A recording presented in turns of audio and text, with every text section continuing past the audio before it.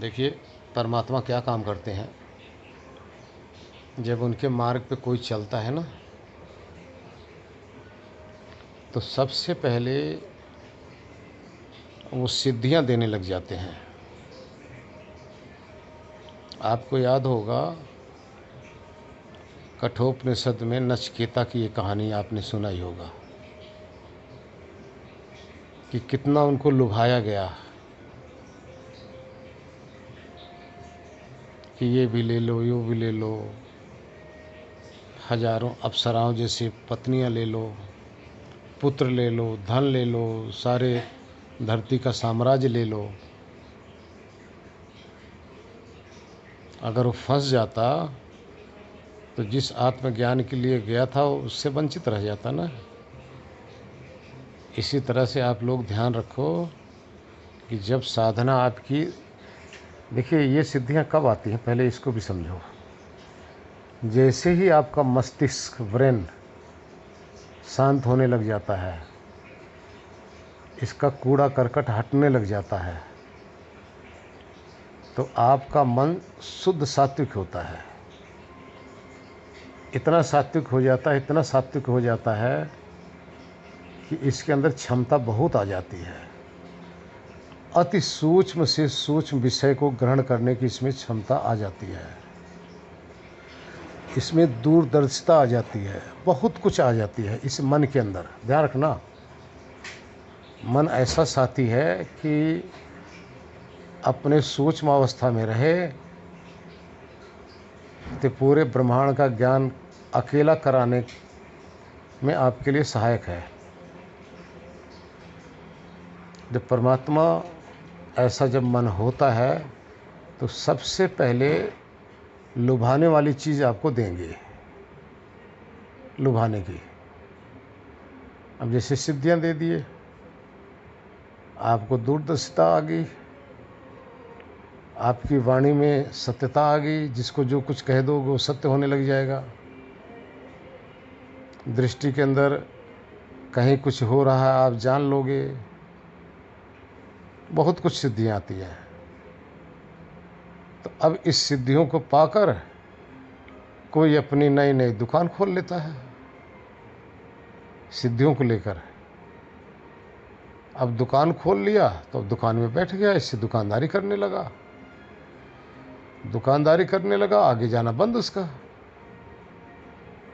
जितने दुनिया में दुकान खुल रही हैं आप देखिए अध्यात्म की, ये सब इसी कारण से हो रही है, सिद्धियों के कारण से ही हो रही है। ऐसा नहीं कि जिसके पास कुछ नहीं है वो कुछ नहीं, दुकान नहीं खोल रहा है। जिसके पास जब साधना में चलता है, जब उसको उपलब्धि होती है, तभी अपनी उसकी दुकान चलती है, उससे पहले दुकान चलती ही नहीं। तो इसलिए सब सिद्धियां आ जाती हैं, आदमी अपने लक्ष्य को भूलकर दुकानदारी करने लग जाता है। और फिर इसी के अंदर जो छोड़ना चाहिए था उसको पकड़ लिया। छोड़ना क्या चाहिए थी? वित्त अर्थात धन संपत्ति से आसक्ति छोड़नी चाहिए थी। अब जो सिद्धियां आएंगी, हजारों लाखों की तादाद में जब शिष्य इकट्ठे हो जाएंगे तो धन भी आने लगेगा, और धन आने लगेगा तो तरह तरह के आश्रम, नए नए आश्रम बनने लग जाएंगे, तरह तरह के उसमें आडंबर होने लग जाएंगे, भोग विलास की का साधन उसमें इकट्ठा करने लग जाएंगे। तो इस तरह से अब उसमें फंस के धन भी इकट्ठा करेंगे, यश भी इकट्ठा करेंगे, और पुत्र भी इकट्ठा करेंगे। जबकि तीन चीज़ छोड़ने का नाम संन्यास है। क्या? वित्त ऐसड़ा, यानी धन दौलत की चाहत जो हमारे अंदर जिज्ञासा समाई हुई है, इसको छोड़ना है। पुत्र ऐसड़ा, यानी परिवार की तरक्की करने के लिए पुत्र को ये बना दो, वो बना दो, ये ऐसड़ा जो है ये भी साधु के लिए विनाशकारी है। तीसरा यश की ऐसड़ा, यश की जो चाहत है ये भी विनाशकारी है। लेकिन सिद्धियों से मिला क्या? ये तीनों चीज़ मिल गई, लेकिन संत के लिए तो विनाशकारी है ये। अब वो संत कहाँ रहा? वो तो योगी की जगह भोगी बन गया। विनाशकारी वस्तु गले लगा लिया, जबकि पहले वो समझता था, इससे बचना चाहता था, बाद में इसको गले बांध लिया, फंस गया। दूसरे को शिक्षा देता था और खुद इसी फांसे में बंध गया। इसलिए सोचना समझना, इससे थोड़ा दूर रहना अति आवश्यक है। हरिओम। जितनी भी प्राप्ति बाहर की है ये बाहर रह जाएगी, ये अंदर जाती नहीं। लेकिन बाहर की जो वासनाएं हैं ये अंदर चली जाती हैं।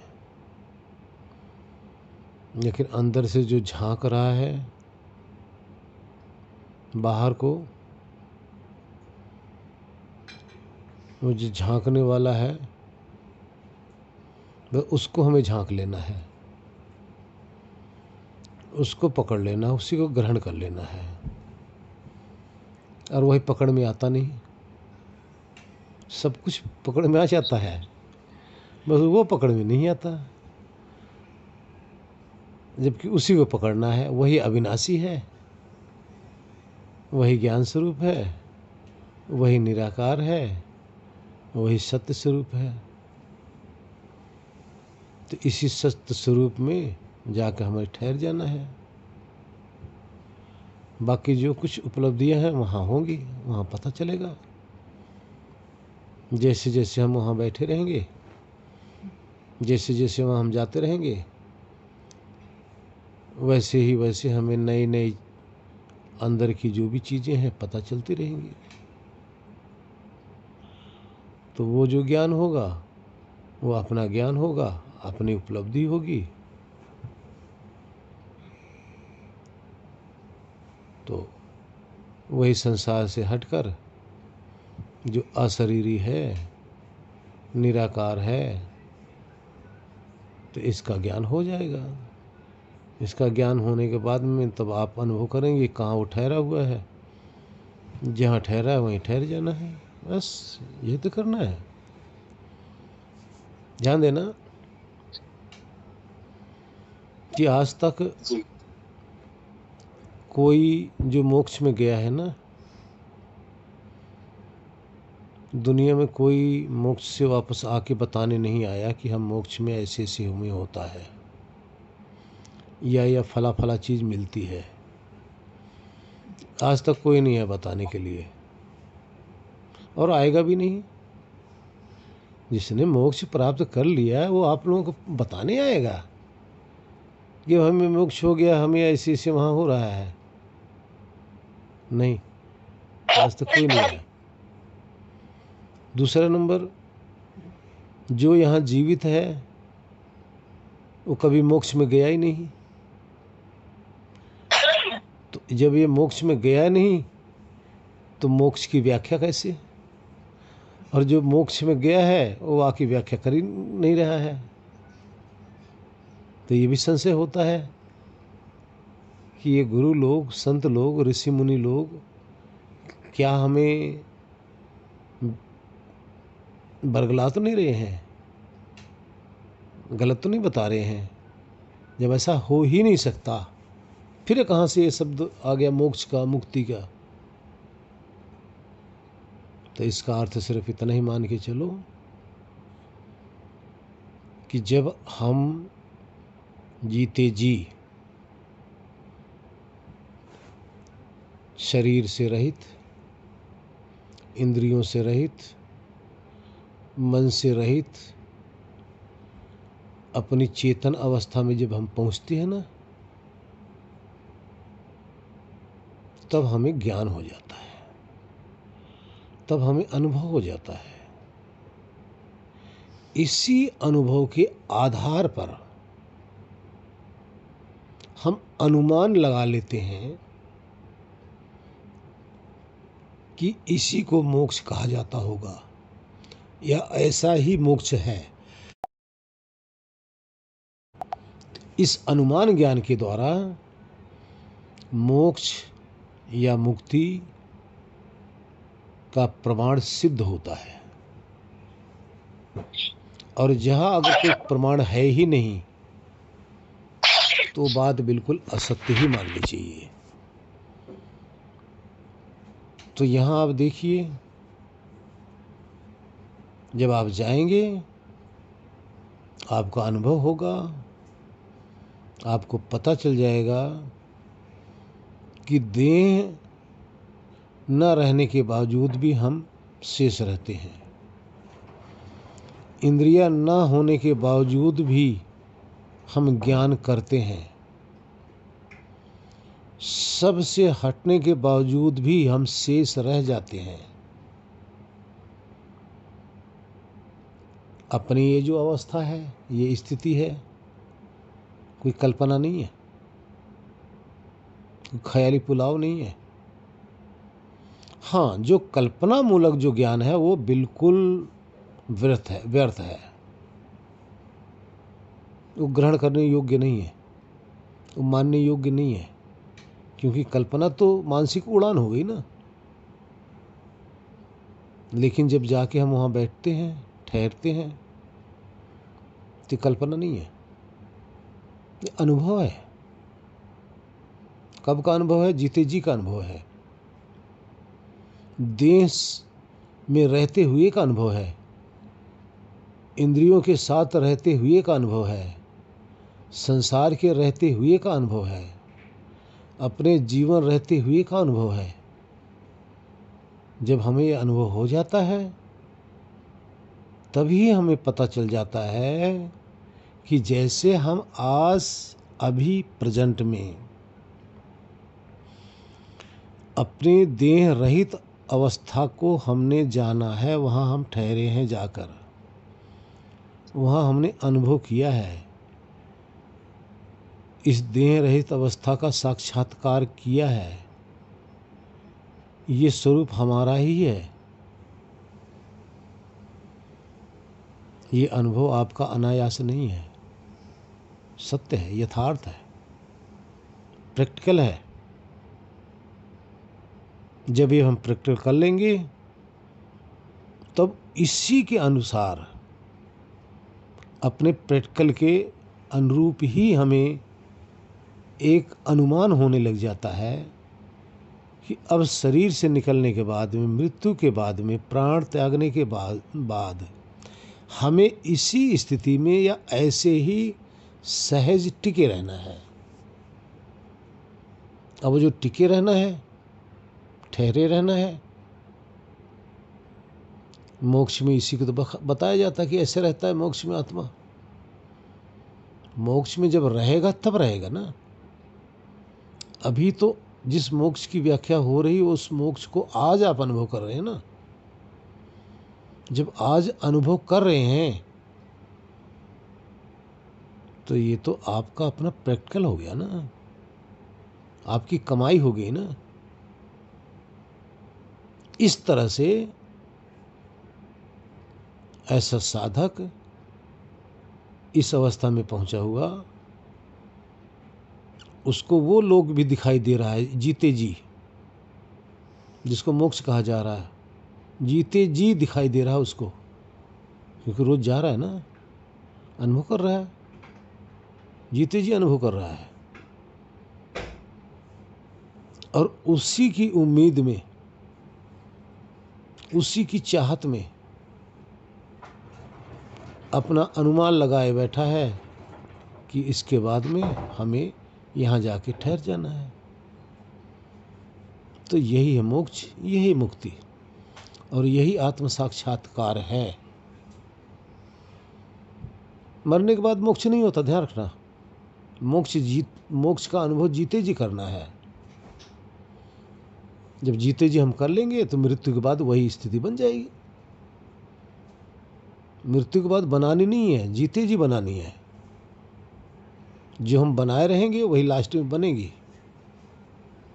ऐसा नहीं कि हमने सोचा कि सारी उम्र तो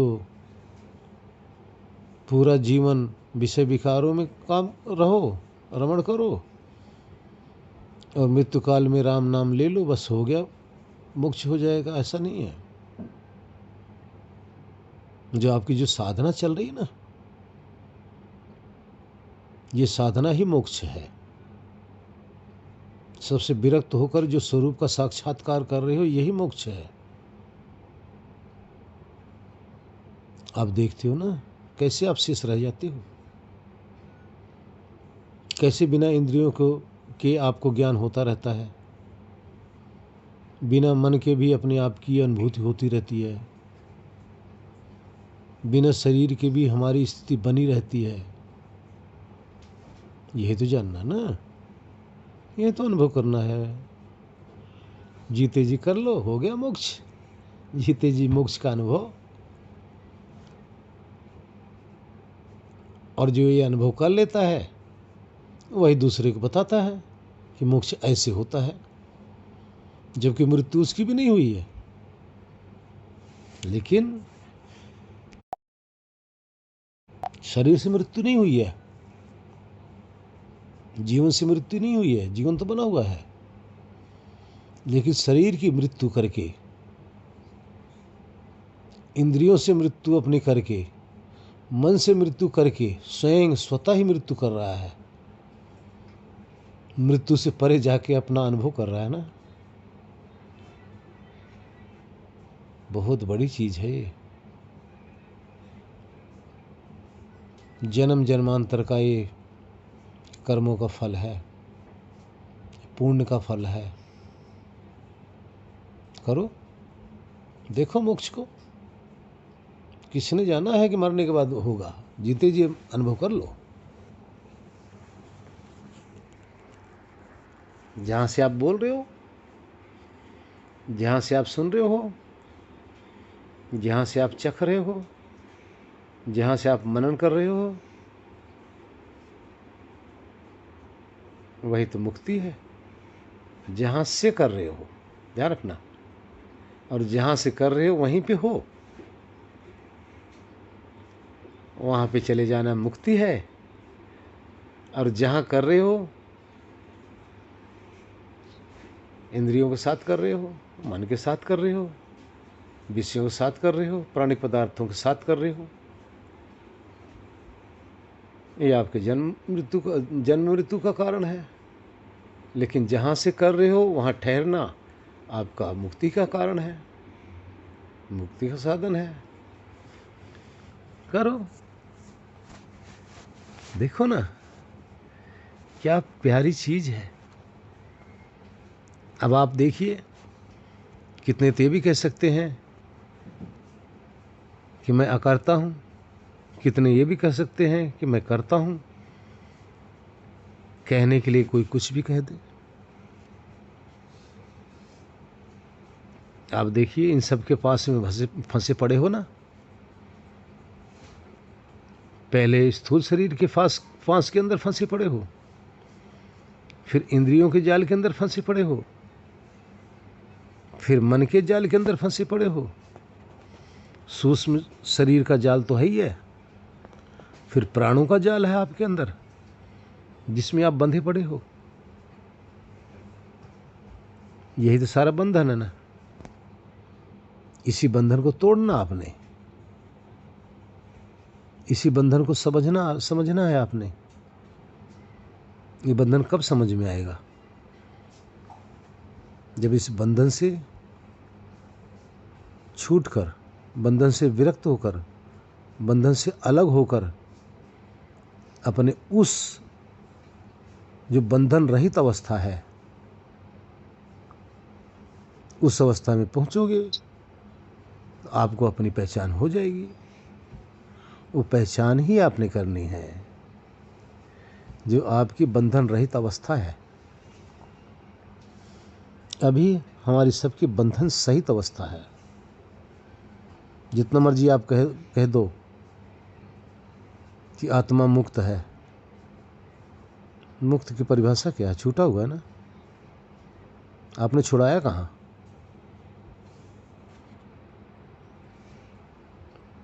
छुड़ाया है ही नहीं, और मुक्त बोल रहे हो। छुड़ाए नहीं तो हमें, किससे? राग से, द्वेष से, ईर्ष्या से, काम से, क्रोध से, विषय विकारों से, प्राणी पदार्थों से। इससे अपने आप को छुड़ाना है ना, तभी तो आप कह सकते हो कि मुक्त हूँ। वैसे अपने आप को मुक्त स्वीकार करना बहुत गलत फहमी है। गलत फहमी मत फंसो। अपनी मुक्त दशा आपकी जो है उसका अनुभव करो, उसमें जाके ठहरो। जब तक जीवन है उसमें ठहरते रहो। यही संस्कार और यही मुक्त दशा का अनुभव ही आपको प्राण छूटने के बाद में आपको वहाँ स्थिर कर देगा। फिर ना आपको आवागमन रहेगा, ना इंद्रियों का संग करना पड़ेगा, ना मन का संग करना पड़ेगा, ना शरीर का संग करना पड़ेगा। जब इनका संग ही नहीं होगा तो आपका संसार का संग किस काम का भाई? भौतिक तत्वों का संग किस काम का? अभी हो ना, जब आपकी शरीर नहीं है तो ना तो आहार की ज़रूरत है और ना विहार की ज़रूरत है, ना निद्रा रहेगी, ना भय रहेगा, ना मैथुन की आवश्यकता होगी, ना खाने का, ना भूख, ना प्यास, कुछ नहीं रहेगी ना, क्योंकि आत्मा इससे रहित है। ये सारा जितना भी है इस शरीर की अवस्थाएं हैं। आत्मा इन समस्त अवस्थाओं से परे है। हाँ, वो ज्ञान स्वरूप है, वो ज्ञाता है, वो बुद्धा है, वो जानता है। उस अवस्था में जाकर ठहरो, देखो ना मुक्त दशा अपनी, देखो ना मोक्ष को। बड़ा मजा आएगा, बड़ा आनंद आएगा जब इस दशा में आप पहुंचेंगे तो। न संसार में आपका कोई वैरी रहेगा, न संसार में आपका कोई मित्र रहेगा।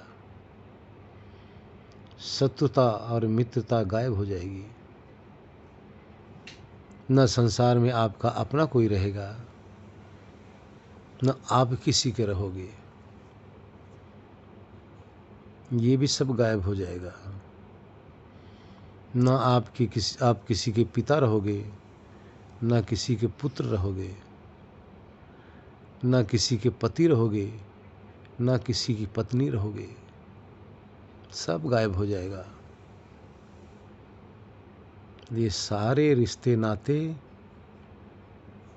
आपके साक्षात्कार के बाद में सब गायब हो जाएंगे। और शेष क्या रहेगा?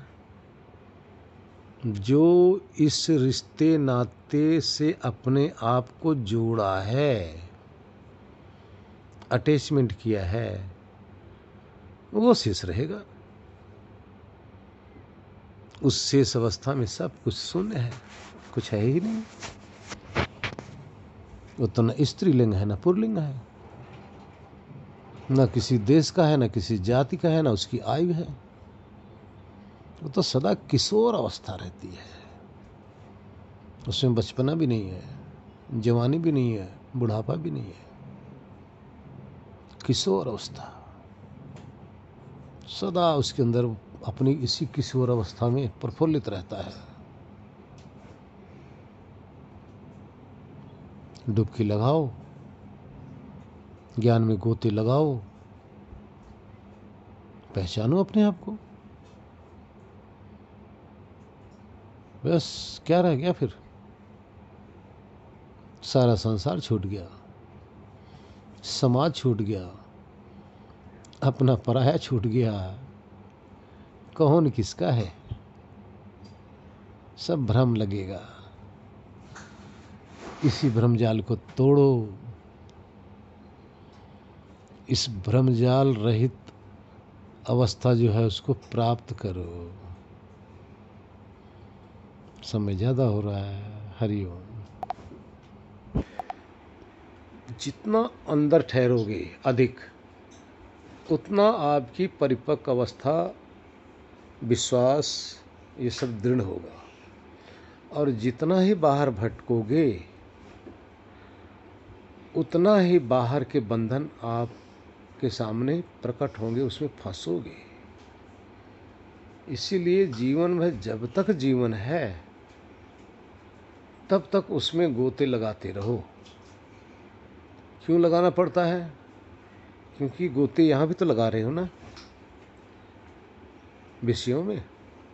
विषयों का प्रभाव ज़्यादा पड़ता है, उसका प्रभाव छिप जाता है। इसलिए विषयों का प्रभाव हमारे ऊपर हावी ना हो, आत्मा के ऊपर। इसलिए जीवन तक, जीवन भर हमें उसका संस्कार बनाते रहना है। हरि ओम।